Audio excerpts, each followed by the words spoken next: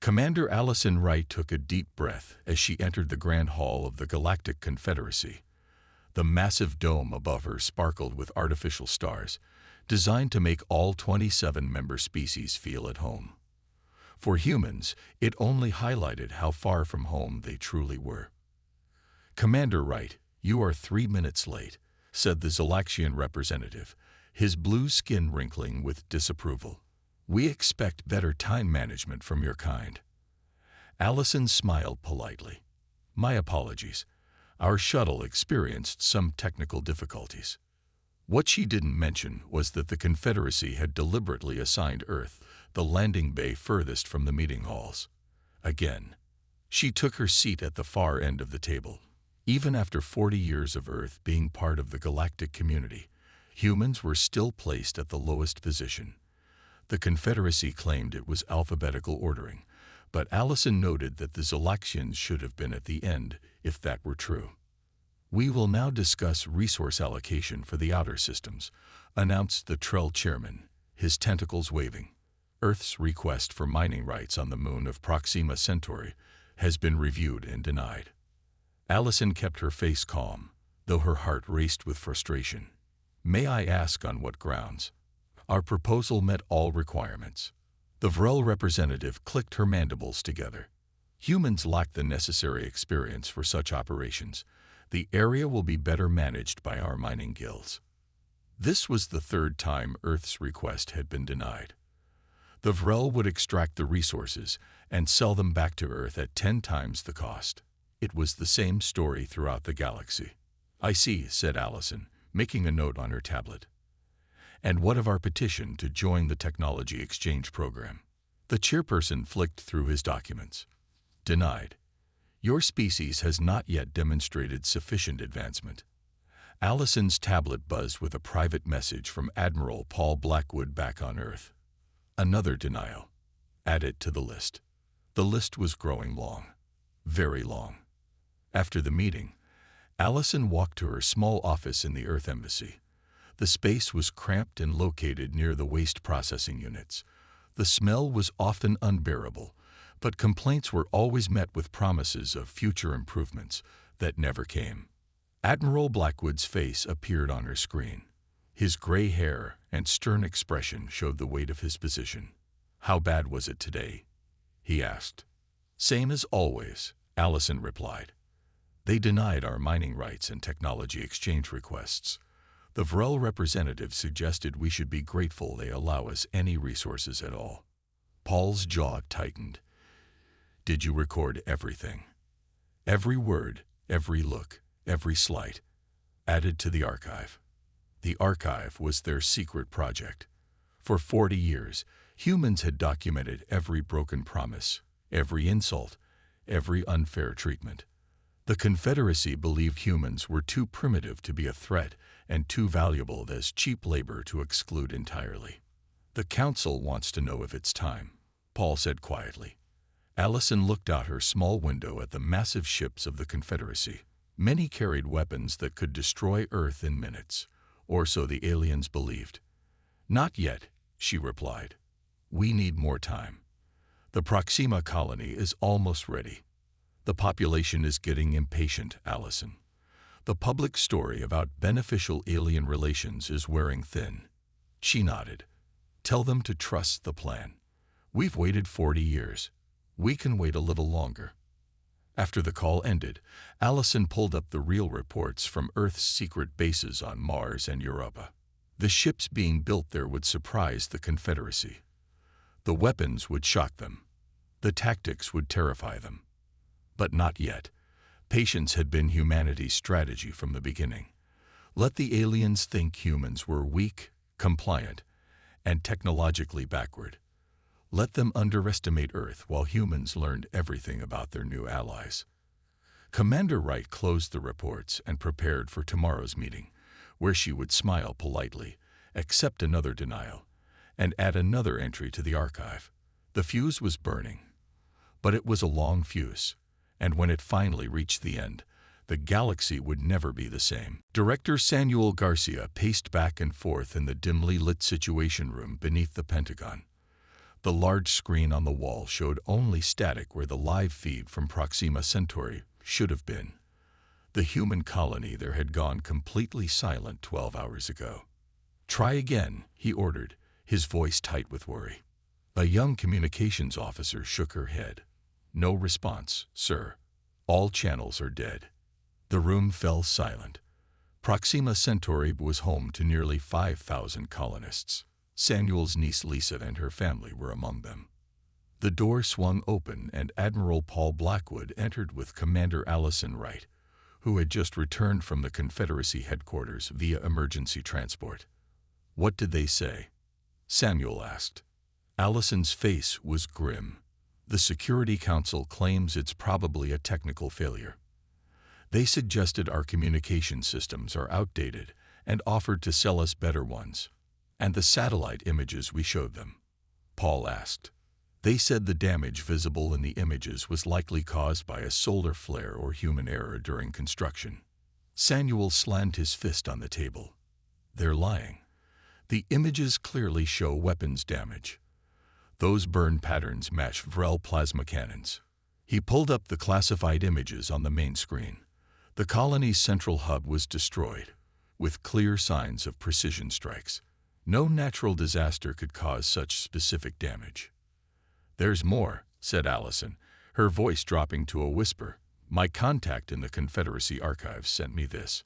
She displayed a classified communication between Vrel military commanders and the Confederacy Security Council, dated 3 days before the attack. The message detailed plans for what they called a capability assessment of human defenses. Paul's face darkened as he read. They knew.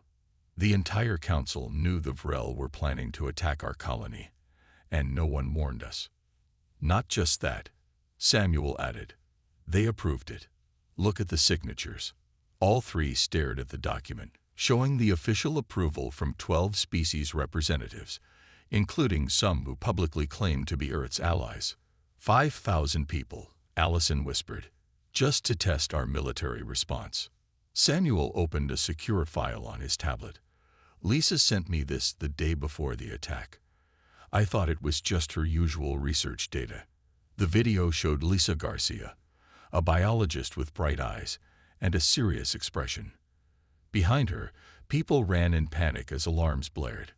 "Uncle Sam, they're here. Vrel ships, at least 5 of them. They're saying it's an inspection, but they're armed. We've sent distress signals to the Confederacy outpost on Alpha Centauri, but they're not responding, I think." The video cut off as an explosion shook the camera. Admiral Blackwood's hand moved to the emergency communicator on his wrist. "I'm calling the president. This changes everything." Allison shook her head. "Not yet. We need to stick to the plan." "These are our people," Samuel protested, his voice breaking. "And reacting emotionally is exactly what they expect," Allison replied. "The Confederacy is watching to see if we'll launch an immediate, disorganized response. That's part of their test." Paul nodded slowly. "Operation Longfuse." "Yes," said Allison, "but we need to know if there are survivors first. We can't abandon our people." Samuel turned to his computer and typed a series of commands. "Activating Shadow Team Epsilon. They're our closest covered unit to Proxima Centauri." On the screen, a confirmation appeared as a stealth ship acknowledged the orders. The vessel wasn't officially registered with the Confederacy. None of Earth's true military capabilities were. "Tell them to observe only," warned Paul. "No engagement. We need evidence, not revenge." "Not yet." Samuel nodded, though his hand shook with anger as he sent the orders. "How long have we been documenting these incidents?" he asked quietly. 40 years, replied Allison. "Every broken promise, every accidental human death, every technology they kept from us. It's all recorded." Paul looked at the static-filled screen that should have shown a thriving colony. "The Longfuse is burning faster now. Make sure our people throughout Confederate space are ready." As they spoke, deep in the caves of Mars, humanity's true fleet waited in darkness. On Europa, Weapons never shown to alien eyes were being prepared. In hidden bases throughout the solar system, soldiers trained for a day they hoped would never come. That day was getting closer. Dr. Catherine Morgan studied the holographic display showing the 40-year timeline of human-alien relations. Her office, buried deep beneath the Rocky Mountains, was one of the most secure locations on Earth. Few people knew it existed. Even fewer knew what happened here. "Run the simulation again," she told her assistant, Eric Wells. The display changed to show thousands of colored dots representing different alien species and their predicted behaviors. Catherine had spent her life studying patterns, first as a quantum physicist, then as the lead architect of humanity's long-term strategy after first contact. "The Vril attack matches your prediction model from 8 years ago," Eric said, pointing to a cluster of red dots. "You said they would test our military response before making any major moves." Catherine nodded. She was a small woman with gray hair pulled into a tight bun. At 72, she had devoted half her life to understanding the aliens who claimed to welcome humanity into their galactic community. "I never wanted to be right about this," she said quietly. From the first day aliens arrived on Earth, Catherine had suspected their intentions weren't truly peaceful. While most humans celebrated, she began running simulations and studying every piece of alien technology she could access. "Is the Mars base ready?" she asked. Eric pulled up new images showing vast underground facilities beneath the Martian surface. Workers moved around massive ships that no alien species knew existed. "The Europa weapon systems are online too," he added, "and the asteroid belt installations are complete." For decades, Earth had appeared to comply with Confederate restrictions on human military development. Meanwhile, they built in secret, hiding their true capabilities behind a mask of apparent weakness. The door opened and President Laura Chen entered. Despite the late hour, she looked alert and focused. "The Security Council meeting went exactly as you predicted," the president said. "They offered meaningless sympathy about Proxima Centauri, while blocking our request for an investigation." Catherine wasn't surprised. "And the resource demand? Also as expected. They want control of 60% of our solar system's mining operations. They gave us 3 days to agree or face security consequences." This too matched Catherine's predictions. The Confederacy had been gradually increasing demands on all newer member species, but humans were their primary target due to Earth's resource-rich system. "Shadow Team Epsilon sent their report," Eric said, handing the president a tablet. "They found survivors on Proxima Centauri. The Vril didn't kill everyone. They took about 100 humans for testing." President Chen's face hardened. "Testing of what kind?" "Biological responses to various weapons. The Vril are particularly interested in human healing capabilities." Catherine turned to face the wall of screens showing Earth's hidden military assets. "Are we ready?" The president nodded slowly. The United Council voted unanimously. "Operation Longfuse is now at final stage. We only await your assessment." Catherine had created the strategy that humanity had followed for 4 decades. Appear weaker than they were, learn everything possible about potential enemies, build in secret place operatives throughout Confederate space, and wait for the right moment. "There will never be a perfect time," she said. "But the Vril attack has given us justification. The demand for our resources gives us opportunity. Our secret preparations give us capability." She pointed to a simple button on her desk, the physical trigger for a plan decades in the making. "Once we press this, everything changes. There's no going back." President Chen looked at the images of human prisoners in the Vril facility. "Those are our people. We've been patient long enough." Catherine's hand hovered over the button. "The signal will activate all our agents throughout Confederate space. Every sleeper cell, every hidden operative. They've waited years for this moment." "Will they be ready?" Eric asked. Catherine nodded. "They've trained their entire lives for this day. Some of them were born into their roles." The president stood straight, her decision made. "Send the signal, Doctor." Enough is enough. With a steady hand, Catherine pressed the button. Throughout the galaxy, thousands of humans received the same simple message: enough.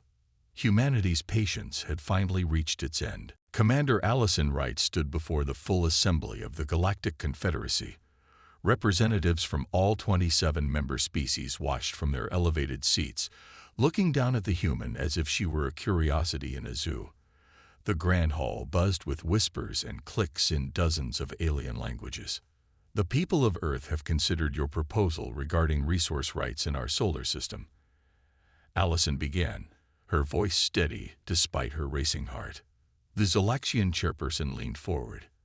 And you are prepared to sign the agreement. The agreement sat on the pedestal before her. It was not truly a negotiation or a treaty. It was an ultimatum disguised as cooperation. Earth would surrender control of 60% of the solar system's resources or face expulsion from protected space, leaving humanity vulnerable to any species that wished to claim Earth as a prize. Before we proceed, I would like to ask if any amendments to these terms are possible, Allison said. Laughter rippled through the assembly. The Vrel representatives' mandibles clicked rapidly in their version of amusement. Humans always want to negotiate, the Vrel said. Perhaps you misunderstand your position. This is not a negotiation. Allison kept her face neutral.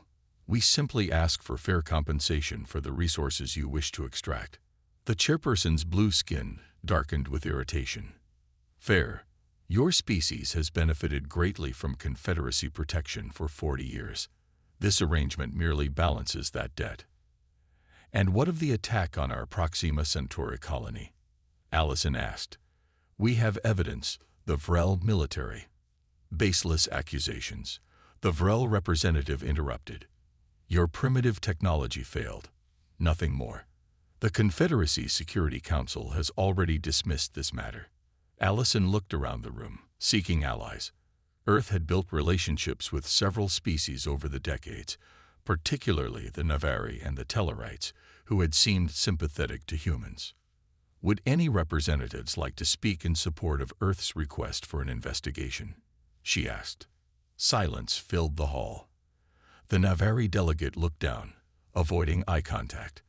The Tellarite representative pretended to study documents.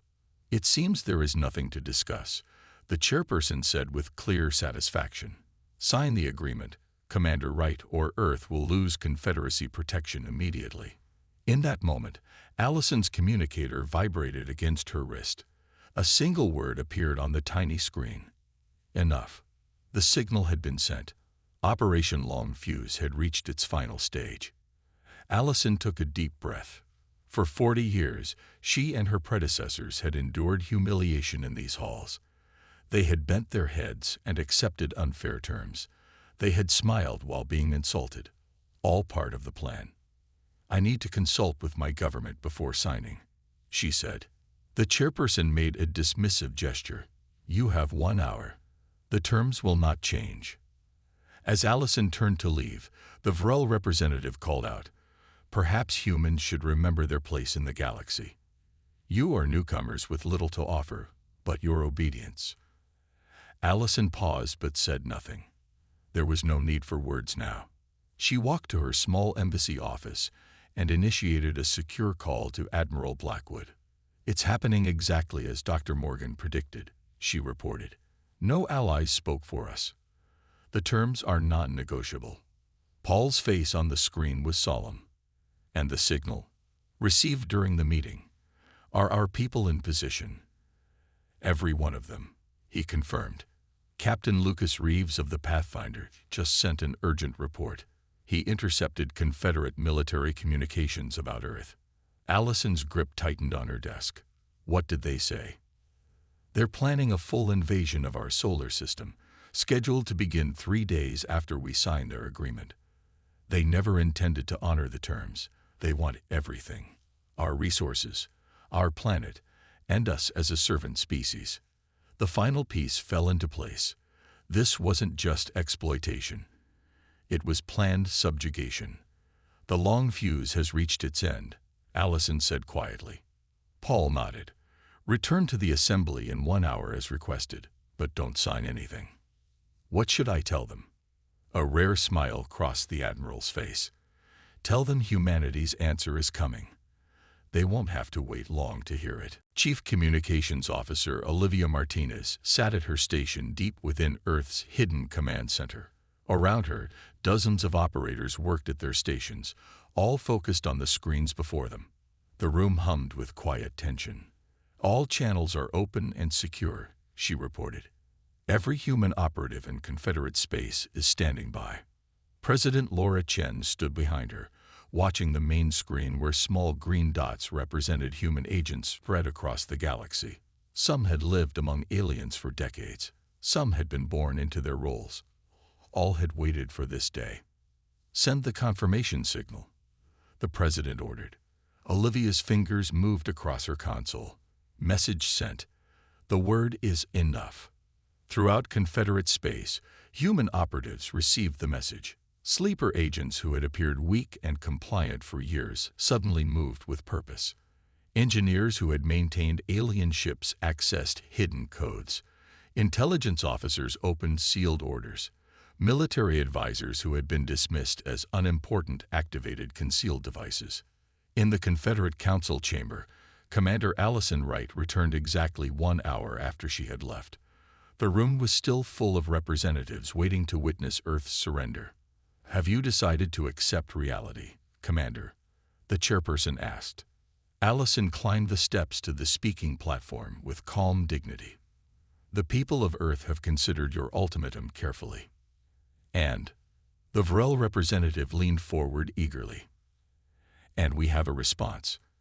Allison placed a small device on the podium instead of signing the agreement. The device projected a hologram of Admiral Paul Blackwood. His image stood tall in the center of the chamber.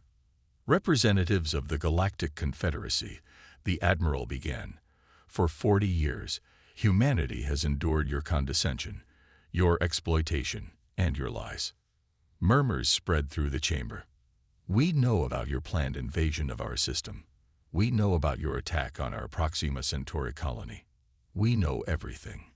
The chairperson stood up angrily. These are baseless accusations. Security, remove this human. 2 guards moved toward Allison, but stopped suddenly. Their communication devices were buzzing with urgent messages. What you don't know, Paul continued, is that humans have been preparing for this day since we first joined your confederacy. On thousands of planets across Confederate space, human agents were moving. Key defense systems suddenly went offline.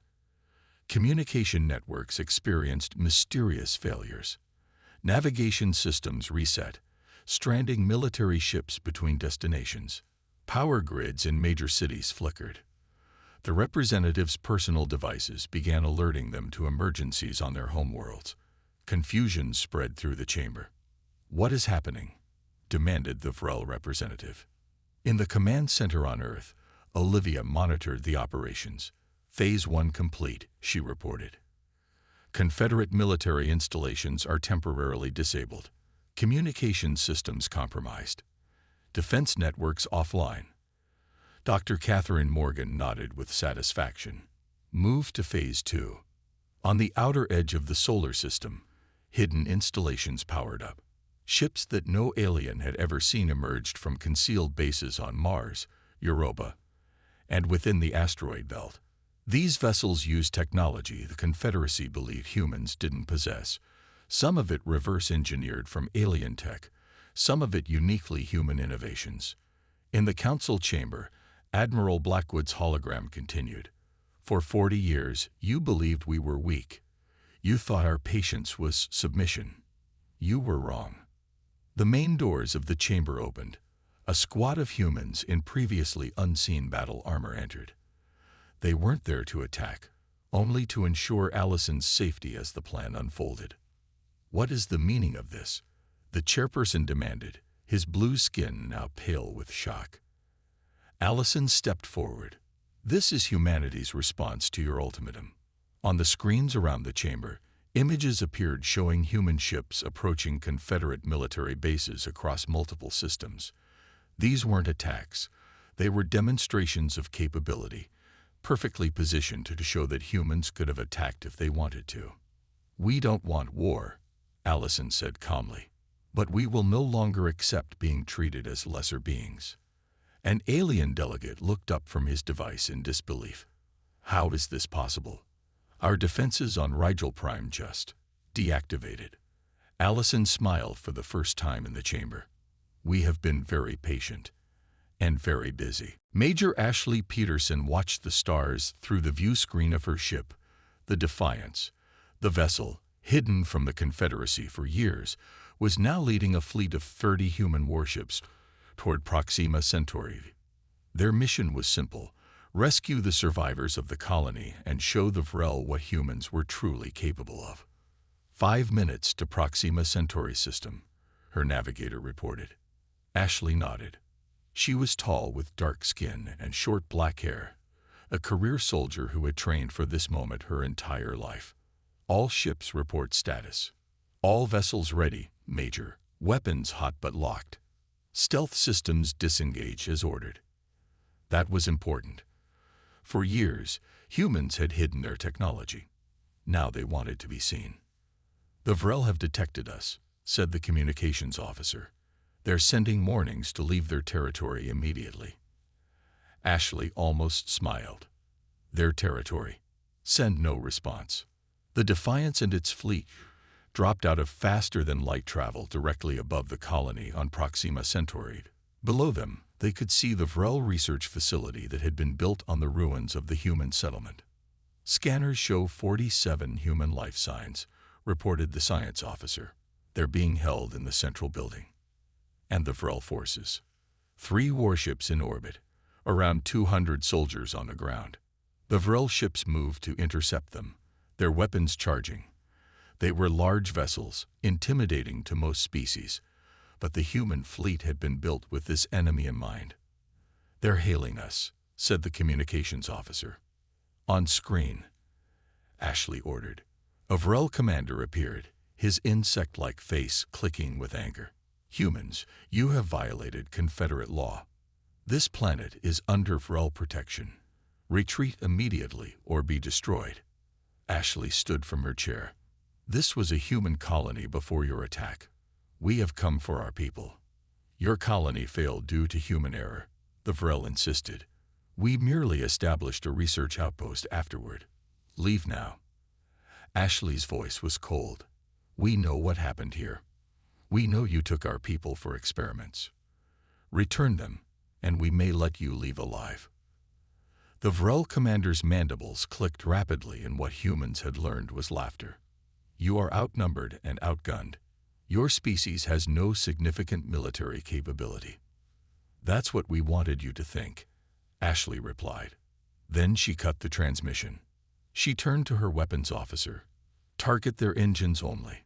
We want them disabled, not destroyed." "Major."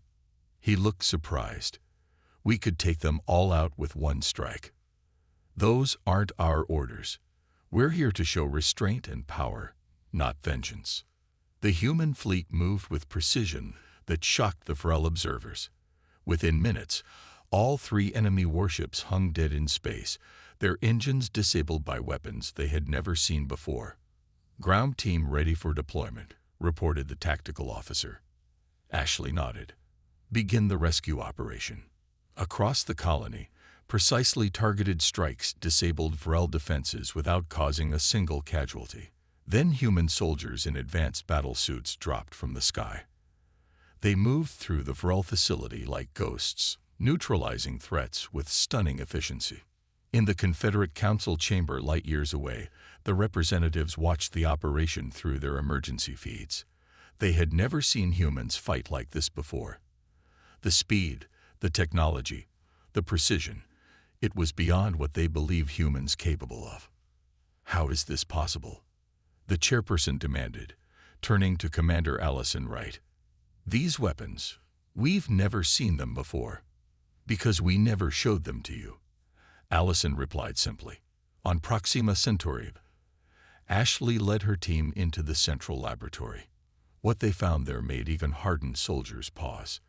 Human prisoners in transparent cells, some with surgical scars, others clearly used for weapons testing.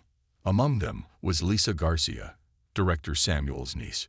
She was thin and pale, but still alive. "You came," she whispered as Ashley opened her cell. "We thought everyone had forgotten about us." Ashley helped her stand. "We never forgot. We were just getting ready." Within an hour, all 47 survivors were safely aboard the Defiance. The Vrel scientists and soldiers were contained but unharmed. As the fleet prepared to leave, Ashley sent one final message to the disabled Vrel ships. "Tell your leaders, this is human restraint. We could have destroyed you. Remember that." The human fleet vanished into faster-than-light travel, leaving the Vrel and the entire Confederacy to consider what they had just witnessed. 3 days after the rescue mission to Proxima Centauri, Commander Allison Wright stood before the emergency session of the Confederate Assembly. The Grand Hall was packed with representatives from all 27 species. The mood was tense. Fear had replaced the usual arrogance in many alien eyes. Admiral Paul Blackwood stood beside Allison. Behind them were the 47 survivors from Proxima Centauri, including Lisa Garcia. Their presence was more powerful than any speech could be. "The Confederacy has called this emergency session to address the recent incidents," said the chairperson, his voice lacking its usual confidence. "Incidents?" Allison raised an eyebrow. "Is that what you call an unprovoked attack on our colony? The capture and torture of our people? Your planned invasion of our system?" The Vrel representative rose. "These are complex misunderstandings. We were conducting authorized security operations." "Stop lying," Paul interrupted. "We have the records of your meetings. We have the orders you sent. We have the testimony of your own scientists who experimented on our people." He gestured to a large screen where images appeared showing Vrel commanders discussing the attack, Confederate council members approving the plan, and disturbing footage from the research facility. The chamber fell silent as the evidence played. When it ended, Allison spoke. "For 40 years, humanity has been treated as a lesser species. You took our resources, broke your promises, and planned our eventual subjugation. You believed we were weak because we were patient." She paused, looking around the room. "That patience has ended. What do you want?"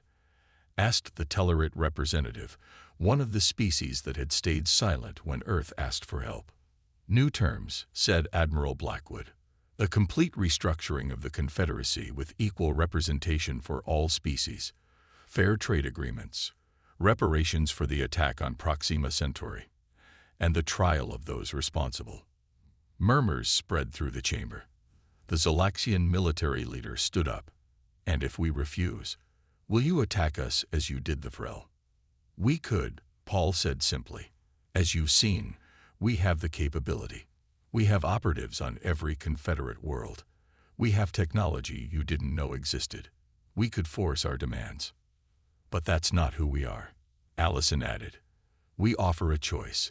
Accept these new terms and build a true partnership of equals, or humanity will withdraw from the Confederacy entirely." "Withdraw?" The chairperson looked confused. "What does that mean?" "It means we will establish our own alliance," Paul explained, "open to any species that wishes to join us as equals.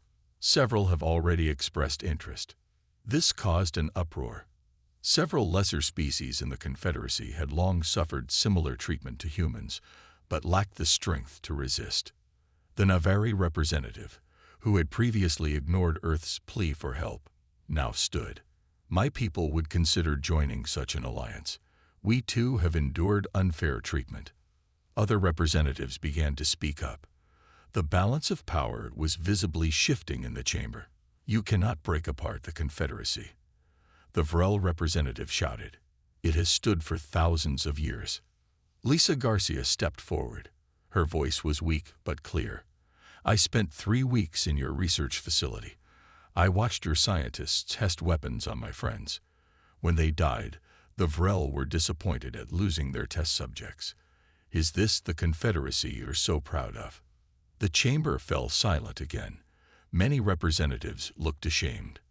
"We don't want to destroy what you've built," Allison said more gently. "We want to make it better, equal, fair." "And if we agree to these terms," asked the chairperson, "then humanity will remain in the Confederacy. We will share some of our technology.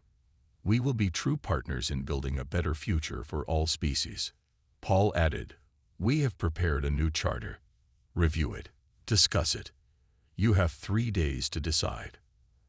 As they left the chamber, several representatives approached them quietly, asking to speak privately about the Human Alliance option. "Do you think they'll agree?" Allison asked Paul as they walked away. He nodded. They have no choice. They finally understand who they're dealing with. Behind them, the Confederate representatives argued among themselves, their galaxy forever changed by the day humanity's patience finally snapped. 1 year later, Ryan Hawkins stood on the observation deck of the new Galactic Cooperative headquarters. The massive space station orbited a neutral star at the junction of several important trade routes. Through the large windows, ships from dozens of species came and went peacefully. Ryan had taken over as Earth's diplomatic liaison after Commander Allison Wright retired. At 35, he represented the new generation of human leadership, those who would build on the foundation laid by 40 years of careful planning. "Quite a view, isn't it?" said Dr. Catherine Morgan, coming to stand beside him. She moved slowly now, leaning on a cane, but her mind remained as sharp as ever. "It's hard to believe how much has changed in just 1 year," Ryan replied. After the confrontation at the Confederate Assembly, 17 species had voted to accept the new terms. 10 had refused, including the Vrel and Zolaxians. The Confederacy had split, reforming as the Galactic Cooperative with humanity as equal partners. The dissenting species had formed their own alliance, but found themselves increasingly isolated as more worlds saw the benefits of true cooperation. "How is the technology exchange program going?" Catherine asked. Ryan smiled. "Very well.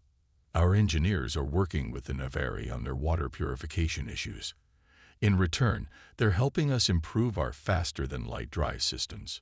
This was the new way, through exchange of knowledge rather than exploitation.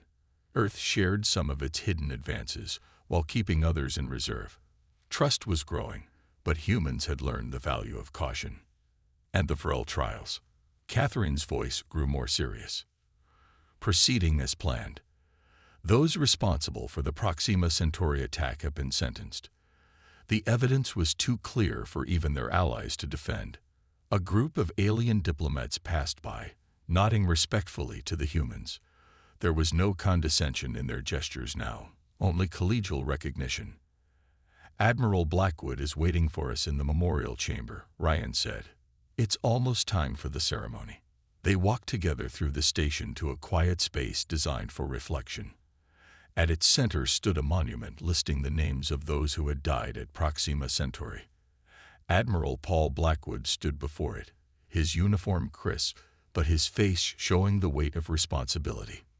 "Dr. Morgan, Mr. Hawkins," he greeted them with a nod. Lisa Garcia had just arrived with the other survivors. Lisa had become a symbol of human resilience. Despite her ordeal, she had returned to scientific work, now leading a multi-species research team studying advanced medicine. As the memorial ceremony began, representatives from all member species gathered to honor the victims. Even some from the dissenting alliance had come, a small but important gesture toward healing. After the formal speeches, Paul, Catherine, and Ryan stood together by a window overlooking the stars. "Was it worth it?" Paul asked quietly. 40 years of planning, waiting, enduring their insults and exploitation. Catherine watched the diverse group of species now mingling as equals. "We could have revealed ourselves earlier. We could have fought when they first began taking advantage of us. But how many would have died? How many species would now be our enemies instead of our partners?" Ryan nodded. "Patience gave us time to understand them, to identify potential allies, to prepare in ways they never expected. A diplomatic solution with a credible threat of force behind it," Paul said. "The best kind of victory." As they spoke, a Tellarite diplomat approached them. "I must share something with you," he said. "In our diplomatic circles, there is a new saying being passed between species." "What saying is that?" Ryan asked. "May your patience never be tested like humanity's was." The Tellerate bowed slightly. "It is meant as both respect and warning." After the diplomat left, Catherine smiled faintly. 40 years ago, when I first proposed the Longfuse strategy, many thought I was asking too much. To be patient while being mistreated, to appear weak while building strength. "It was the right call," Paul said firmly. Ryan looked out at the stars, where ships of former enemies now traveled peacefully alongside human vessels. Patience wasn't weakness. It was our greatest strength. Catherine nodded, and when it finally ran out, when humanity's patience finally snapped, the galaxy changed forever. Around them, the new galactic order continued to grow, built on the foundation laid the day humanity showed the stars what they were truly capable of.